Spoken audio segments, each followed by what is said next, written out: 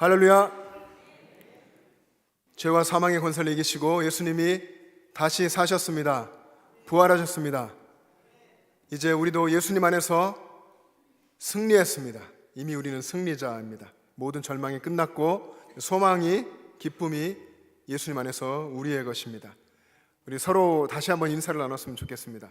예수님이 부활하셨습니다. 여러분, 오늘 본문에 있는 여인들이 무덤에 갔다가 부활 소식을 전하러 가서 제자들 만났겠죠. 가다가 예수님도 먼저 만났고, 그리고 제자들이 갔을 때 어떻게 전했을까? 예수님이 부활하셨어.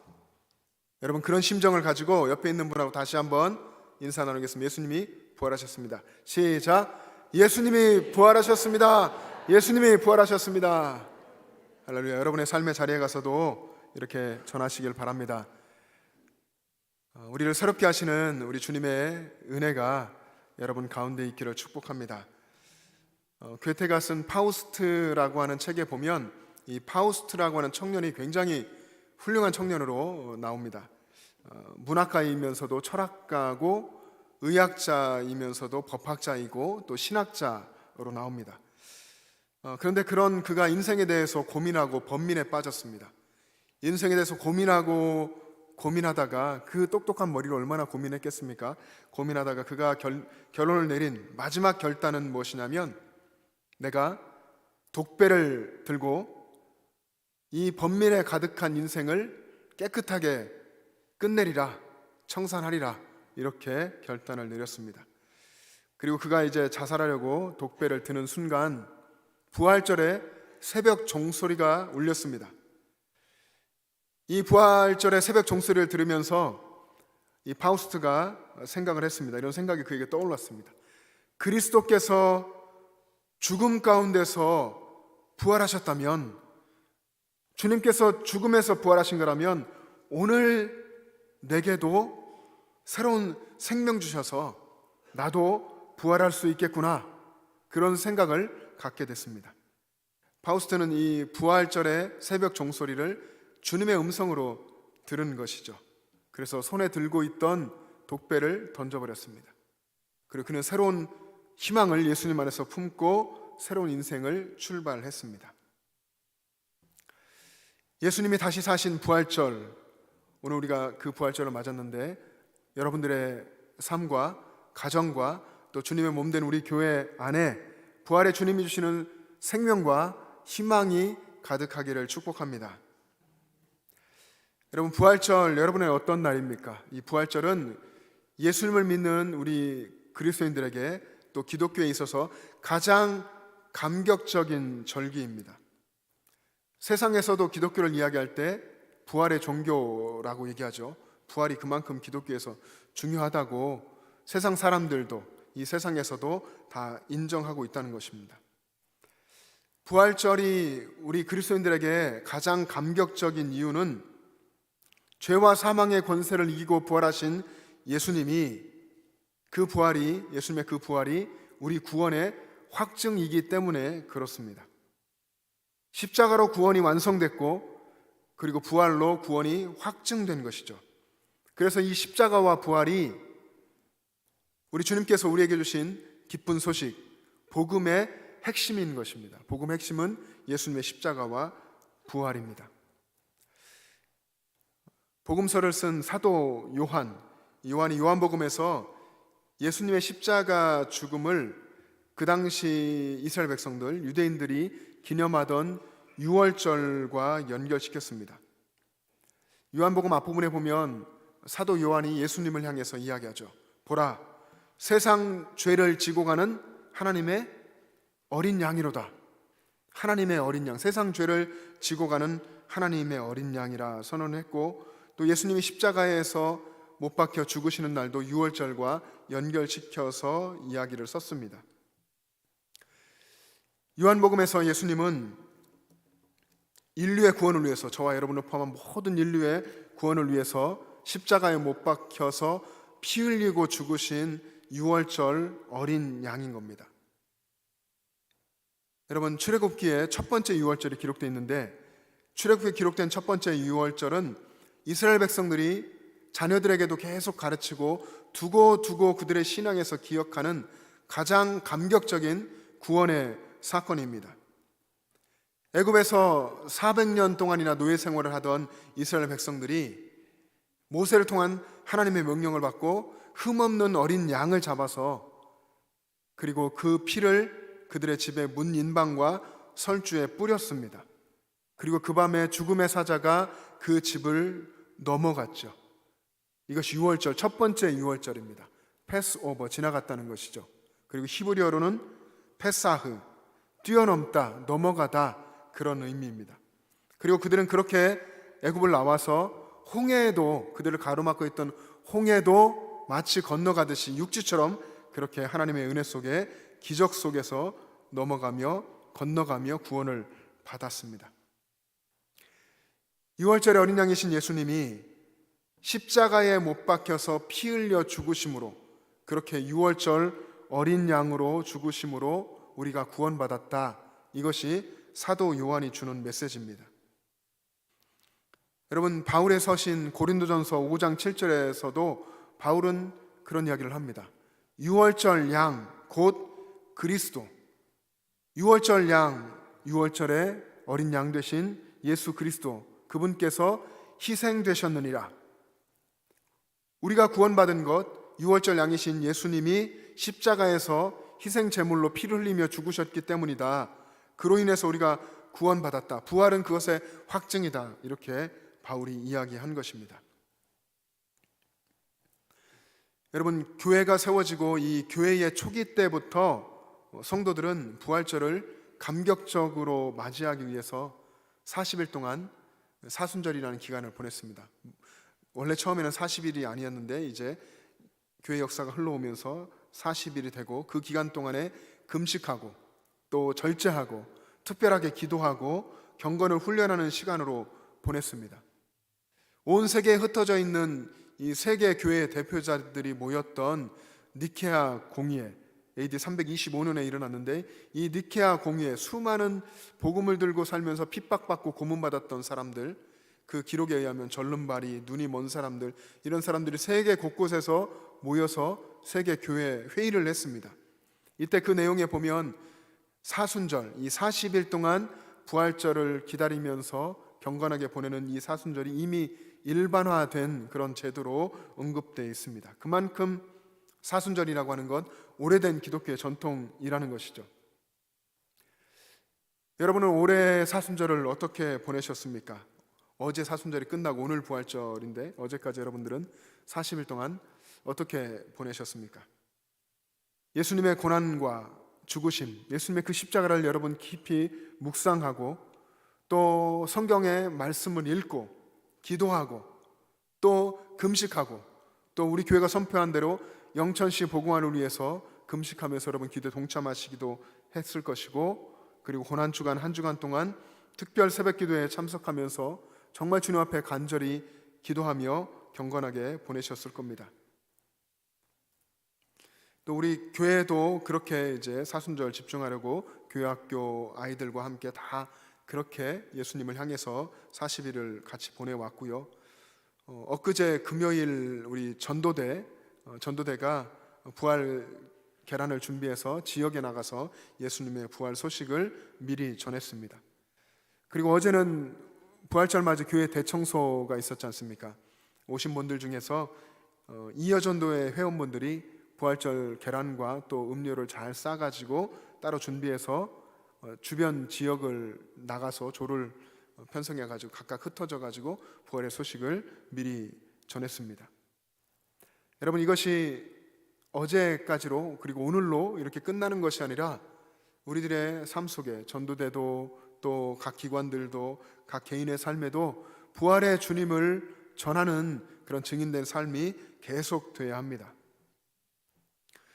사랑하는 영천제일 가족 여러분, 여러분에게 올해 부활절은 그 어느 때, 그 어느 해의 부활절보다도 예수님의 부활의 기쁨이 충만하게 임하는 부활절 되기를 축복합니다. 그리고 그 부활의 생명과 기쁨이 여러분의 삶에서 지속되기를 축복합니다. 예수 부활의 기쁨이 오늘 하루로 끝나지 않고 지속된다고 하는 것, 여러분 당연히 지속돼야 되죠. 늘 부활의 증인으로 우리를 살아야 되는데 우리의 그 부활 증인의 삶의 결단과 그 실천이 너무 짧다는 것이죠. 근데 오래 여러분 삶에서 지속되길 원하고 그 부활의 기쁨이 지속된다고 하는 것은 우리가 부활의 증인으로 우리의 삶 속에서 살아간다는 것입니다. 우리가 부활의 증인으로 살 때에 부활의 기쁨을, 부활의 생명을, 부활 신앙의 능력을 우리 삶에서 누리게 되는 것이죠.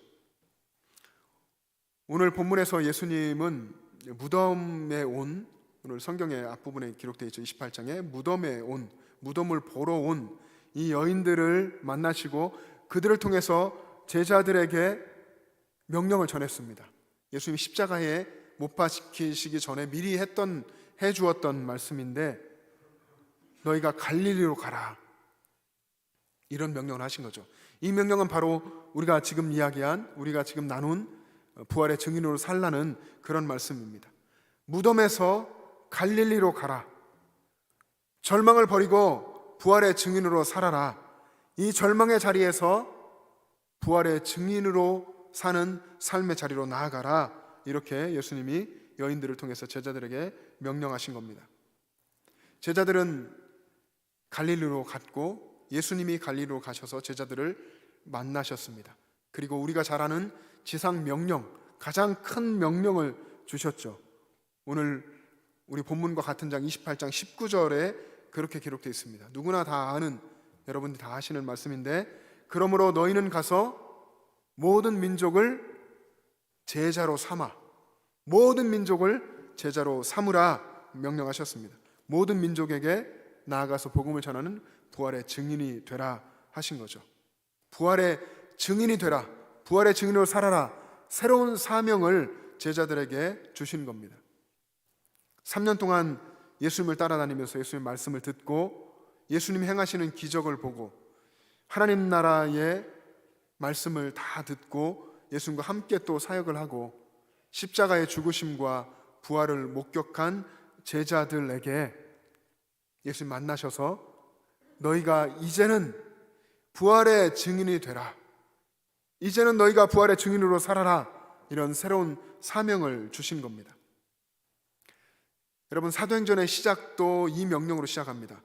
여러분 잘 아시는 사도행전 1장 8절 어떻게 되어 있습니까? 오직 성령이 너희에게 임하시면 너희가 권능을 받고 예루살렘과 온 유대와 사마리아와 땅 끝까지 이르러, 그 다음 뭡니까? 내 증인이 되리라. 내 증인이 되리라. 너희가 성령의 권능을 받을 것인데, 그 정말 폭발적인 다이너마이트 같은 성령의 권능의 능력을 받고 너희는 세상에 나가서 복음의 증인이 되라, 복음의 증인으로 살아라, 예수님이 말씀하신 겁니다. 제자들이 예수님의 명령을 따라서 부활의 증인으로 살았죠.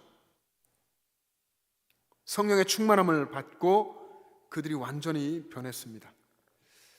여러분, 베드로 어땠습니까? 영상에 베드로의 고백이 나왔는데, 베드로가 예수님을 모른다고 3번이나 부인하고 맹세하고 저주하기까지 했습니다. 그런 베드로가 성령의 충만함을 받고서 부활의 주님을 전했고, 베드로의 설교를 듣고 하루에도 3,000명이 회개하고 세례받는 놀라운 역사가 있었습니다. 죽음이 두려워서 십자가를 따라가다가는 죽겠다 싶어서 도망쳤던 제자들, 그 제자들도 모두가 다 성령의 충만함을 받고 담대한 부활의 증인이 돼서 세상으로 나아가서 부활의 주님, 부활의 복음을 전했습니다. 모든 제자들이 그렇게 자신의 목숨이 끊어지는 순교까지도 감당하면서 부활의 증인으로 살았습니다. 부활의 예수님, 나와 함께 하셨고 십자가에 죽으셨다가 다시 사신, 그리고 나를 사랑하시며 나와 함께 계시는 주님을 전하지 않을 수 없는 그런 뜨거움과 구원의 감격이 제자들 가운데 있었던 것입니다. 여러분, 부활이라고 하는 것은 예수님이 다시 오실 때 그때에 비로소 누리게 되는 것이 아닙니다. 그리스도인들은 이 땅에서 믿음으로 부활의 생명의 능력과 부활의 소망을 경험하면서 삽니다. 여러분, 우리들의 삶이, 믿음의 삶이 그렇다는 것입니다. 부활의 생명을 항상 삶 속에서 누리고 고백하고 부활의 능력을 삶에서 체험하고 소망으로 살아갑니다. 그렇게 살아가는 그리스도인들을 통해서 하나님께서 역사하시는 겁니다. 하나님 나라의 역사를 이 땅 가운데 부활의 증인으로, 부활의 믿음으로 사는 그리스도인들을 통해서 이루시는 것입니다. 지금 우리가 살고 있는 이 현대에 가장 영향력 있는 그런 목사님 중, 살아있는 목사님 중에 한 분이 팀 켈러 목사님인데, 이 목사님이 부활에 대해서, 부활을 입다라는 책에서 이렇게 이제 요약해서 한마디로 말하면 이런 이야기를 했습니다. 부활은 인생의 단 하나뿐인 소망이고 하나님께서 이 세상의 질서를 뒤집어 놓은 위대한 반전의 사건이다. 인생에게 단 하나의 유일한 소망이 있다면 그것은 부활이다 라는 것이죠. 이 부활은 세상의 질서를 다 뒤집어 놓은 위대한 반전, 역전의 사건이라는 것입니다.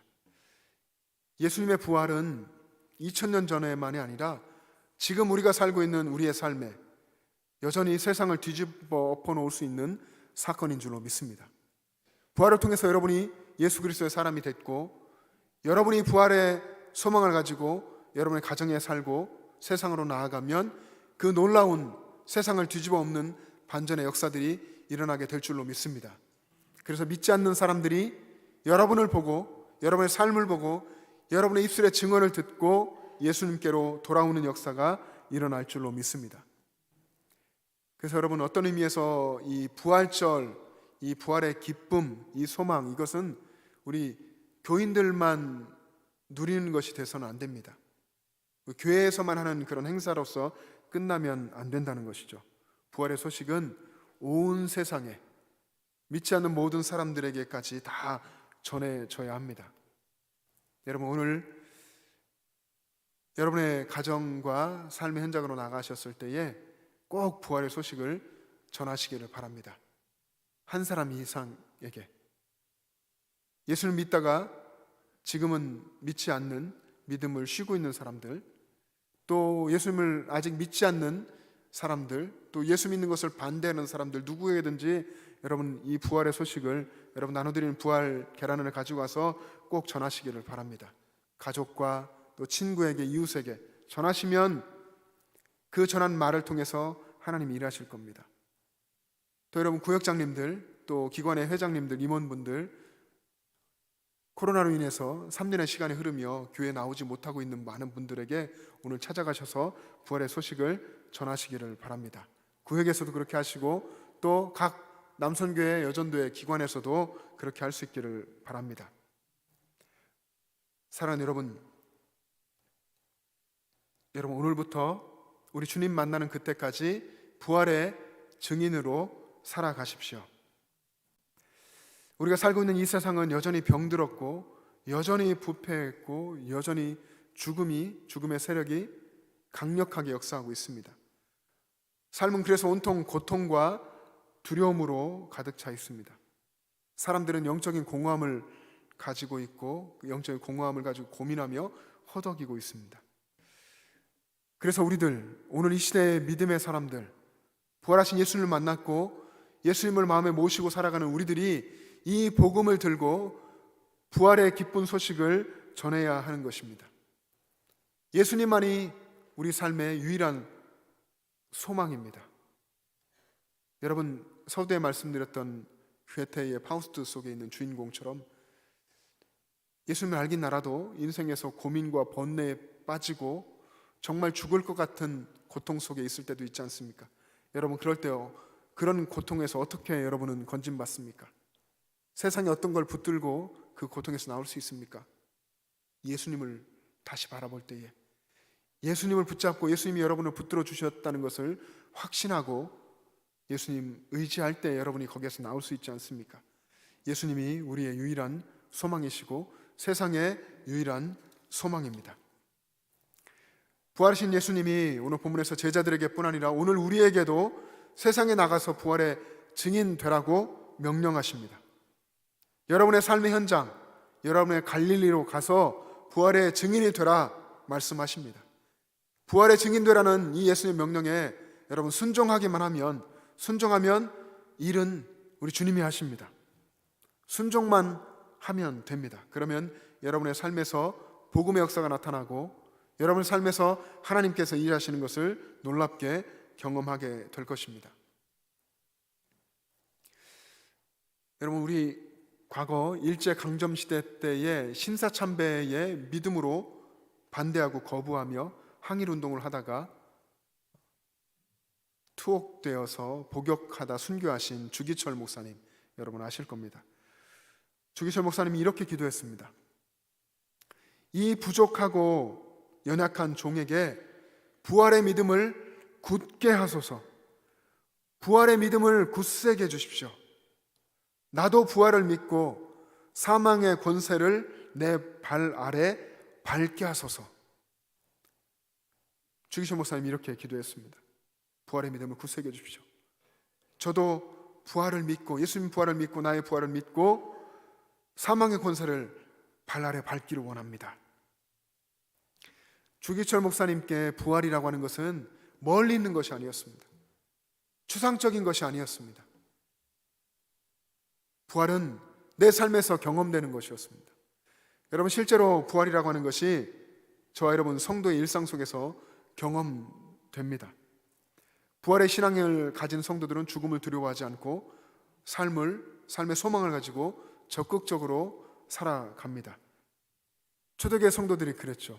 초대교회 성도들이 부활의 복음을 붙들고 어떻게 해서든지 예수님 붙들고 살려고 애를 썼고 어떤 고난과 박해도 굴하지 않고, 그리고 카타콤이라고 하는 지하 무덤 속에 들어가서 살면서 거기서 예배하면서도 그 부활의 신앙을 지키며 살았습니다. 이 부활의 신앙은 죽음의 두려움에서 우리를 자유하게 하고 죽음의 권세 아래에 있는 세상 사람들에게 부활의 주님을 전하게 합니다. 여러분 안에 이 정말 오늘 새롭게 되고 더 굳세어지고 뜨거워지는 부활 신앙이 있기를 축복합니다.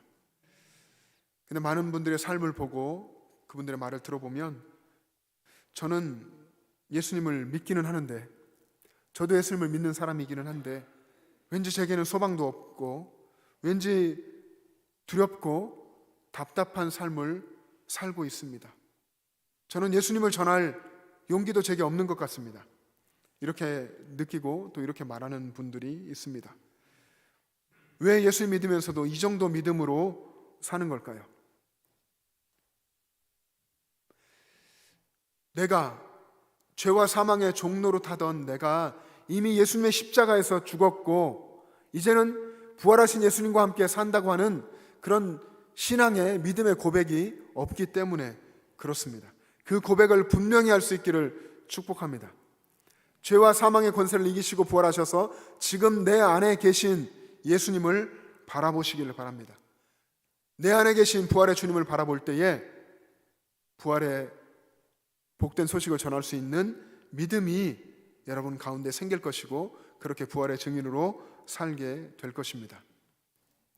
여러분, 바로 여러분들의 삶에서 부활의 주님을 바라보시고 그리고 부활의 주님이 주시는 능력을 가지고 여러분의 삶의 현장에서 또 더 멀리 세상으로 나가서 복음을 증거하는 증인 되시기를 주님의 이름으로 축복합니다. 이 시간 함께 기도하겠습니다.